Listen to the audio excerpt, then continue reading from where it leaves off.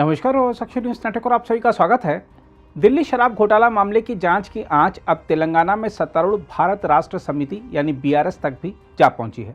BRS नेता और तेलंगाना के मुख्यमंत्री के चंद्रशेखर राव की बेटी के कविता को ईडी ने पूछताछ के लिए नोटिस भेजा है, जिसको लेकर सियासत शुरू हो गई है। के कविता ने इस मामले में कहा है कि उन्होंने कुछ भी गलत नहीं किया है और वह प्रवर्तन निदेशालय की जांच का सामना करेंगी। उन्होंने आरोप लगाया कि केंद्र सरकार ईडी का इस्तेमाल कर रही है क्योंकि बीजेपी तेलंगाना में पिछले दरवाजे से दाखिल नहीं हो सकी। कविता ने दिल्ली में संवाददाता सम्मेलन में कहा, हमने देखा है कि बीजेपी 9 राज्यों में पिछले दरवाजे से घुस गई, लेकिन वह तेलंगाना में ऐसा नहीं कर पा रही है, इसलिए वह अब ईडी का इस्तेमाल कर रही है, लेकिन हम डरने वाले नहीं हैं। उन्होंने कहा, हम प्रवर्तन निदेशालय की जांच का सामना करेंगे क्योंकि हमने कुछ भी गलत नहीं किया है। उन्होंने कहा, मैं प्रधानमंत्री नरेंद्र मोदी से महंगाई कम करने, अधिक सब्सिडी और नौकरियां देने का आग्रह करती हूं। हम जैसे लोगों को प्रताड़ित करके आपको क्या मिलेगा।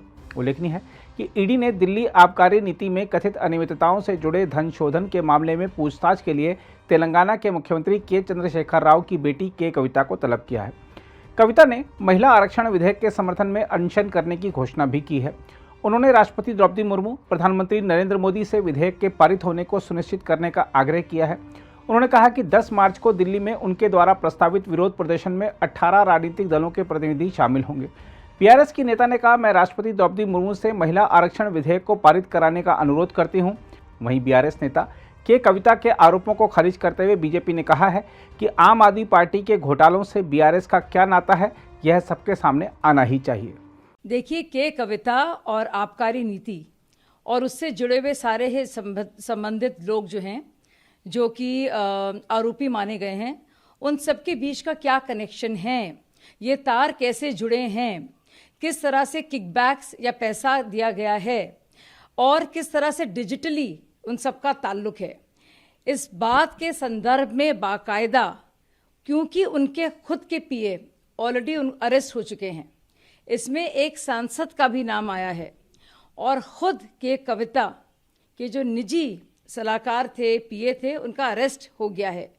तो जाहिर सी बात है कि कविता जी को आना पड़ेगा और बताना होगा कि भैया ये क्यों उनके पीए गिरफ्तार हुए हैं, क्या लेना देना था, क्यों लाइसेंसेस रिटेल के साउथ के जो थे कैसे मिले हैं, औरोबिंदो फार्मा कंपनी के जो मेन मालिक हैं उनका नाम, के कविता जी का नाम और आबकारी नीति में के कविता के पीए का नाम और बाकी लोगों का क्या रिश्ता है, चाहे वो विजय नायर हो और बाकी समीर महेंद्र हों, क्या उनका कुछ लेना देना आबकारी नीति को बनाने में और इम्प्लीमेंट करने में और साउथ के कुछ जगह लाइसेंस देने में कुछ काम था उनका, या उनका कुछ इसमें उनकी कुछ किसी तरह से उनका कुछ कनेक्शन है। तो इन तारों को जोड़ना सीबीआई का काम है और तार मुझे लगता है सब जुड़े हुए हैं और इसीलिए बहुत ही याराना अब दिख रहा है।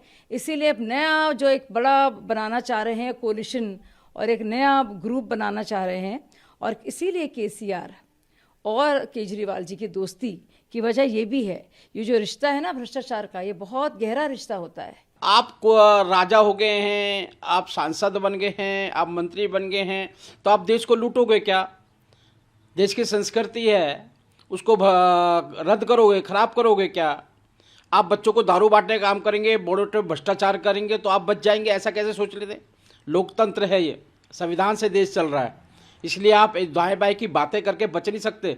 जो पाप किया है उसका आपको दंड मिलेगा ही मिलेगा, हर हालत में मिलेगा। दूसरी ओर भारत राष्ट्र समिति के नेता और तेलंगाना सरकार के मंत्री के.टी. रामाराव ने प्रधानमंत्री नरेंद्र मोदी और केंद्र सरकार पर निशाना साधते हुए कहा है कि विपक्षी नेताओं को प्रताड़ित करने के लिए प्रवर्तन निदेशालय जैसी जांच एजेंसियों का दुरुपयोग किया जा रहा है। उन्होंने आरोप लगाया कि केंद्रीय एजेंसियां मोदी सरकार के हाथ की कठपुतली बन गई हैं। रामाराव ने केंद्र सरकार को उस वक्त आड़े हाथों लिया है जब ईडी ने उनकी बहन और बीआरएस नेता के कविता को दिल्ली सरकार की आबकारी नीति में कथित अनियमितता से संबंधित धन शोधन के मामले में समन किया है। तेलंगाना सरकार के मंत्री ने आरोप लगाया, ईडी का समन नहीं, मोदी का समन है। रामाराव ने दावा किया कि केंद्र सरकार अनैतिक शासन और बेईमान जांच एजेंसियों की पर्यायवाची बन गई है।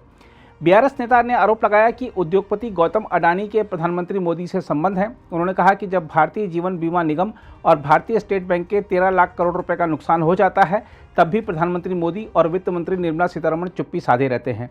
रामाराव ने कहा कि कविता ईडी के सामने पेश होंगी, जबकि बीजेपी नेता बीएल संतोष विधायकों की कथित खरीद फरोख्त के मामले में तेलंगाना पुलिस की एसआईटी के समक्ष पेश नहीं हुए थे। उन्होंने सवाल किया, बीजेपी नेताओं को केंद्रीय एजेंसियों द्वारा तलब क्यों नहीं किया जा रहा है।